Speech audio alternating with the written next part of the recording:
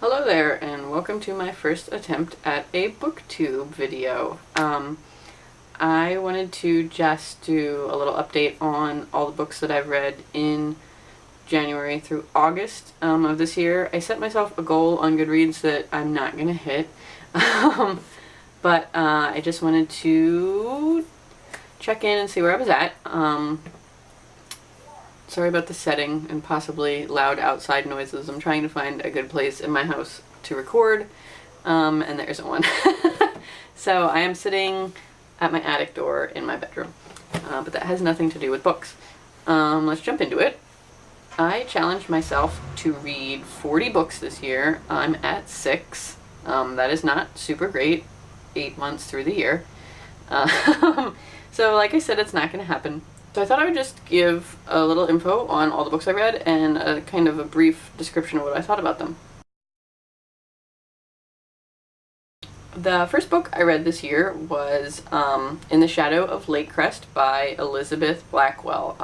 This was a book that I got for free on a Kindle from the Kindle Firsts program. I don't know if you guys know about it, probably you do. But if you're a Prime member, there's like 5 or 6 books that you can pick from a month that are free and they're not out yet. I think it's just kind of a way to get reviews on Amazon before the book comes out.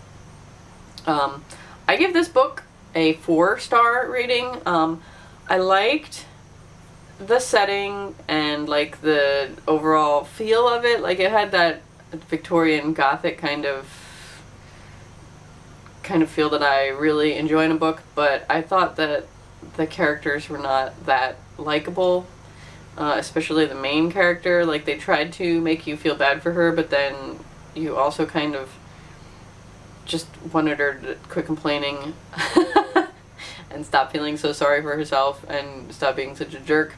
So I enjoyed the book, if not all the characters. I think I would have actually given it a 3.5 if Goodreads let you do that, but they don't. The second book I read was Trigger Warning by Neil Gaiman. He is probably one of my top 5 favorite authors, and I really enjoyed a lot of the stories in here. I gave this one a 4-star rating because there were a couple that I don't know, I didn't feel them. But for the most part, I loved all the short stories in this book. It's a short story book, if I didn't mention that yet. Highly recommend it, especially if you like, kind of creepy stuff, or anything that Neil Gaiman writes. I would check it out. The third book that I read was Two-Story House by Linda Cohen-Loigman.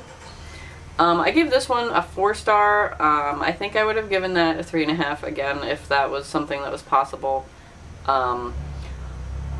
The story was good, the writing I enjoyed, but the big plot twist, well, I think it was supposed to be a big plot twist, like, it was so heavy-handed that, like, I knew what it was immediately when it happened, and so when the big reveal came, like, most of the way through the book, I was like, duh? Like, did anybody really not figure this out yet?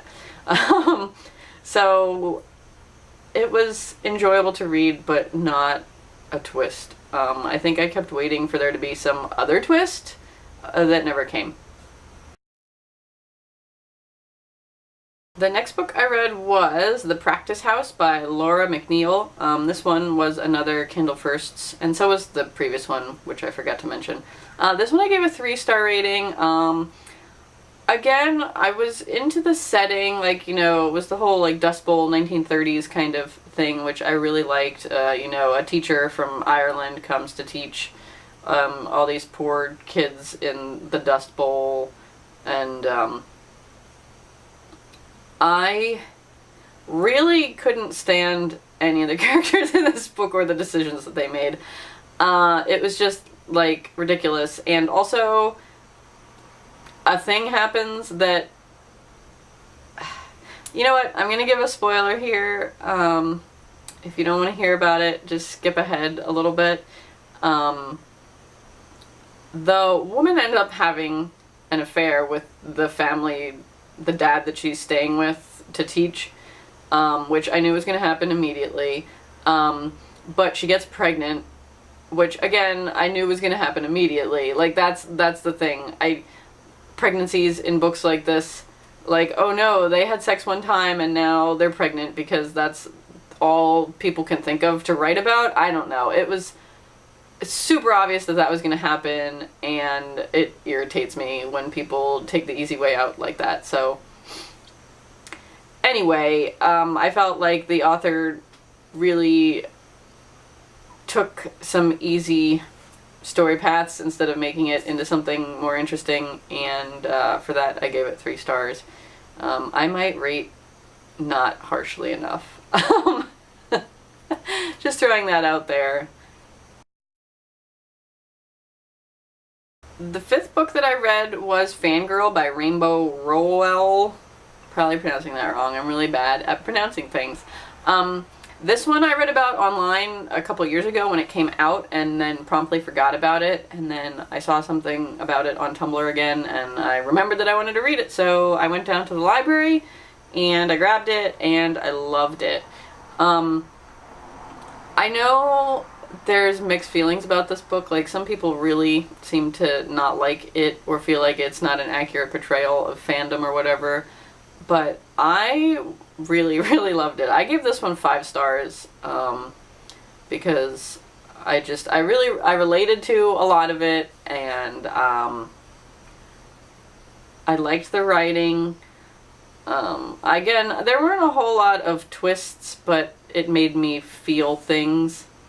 Like, the main character has a sister, and there's like sister stuff that happens that, you know, I always get really caught up in anything with a sister because I have one.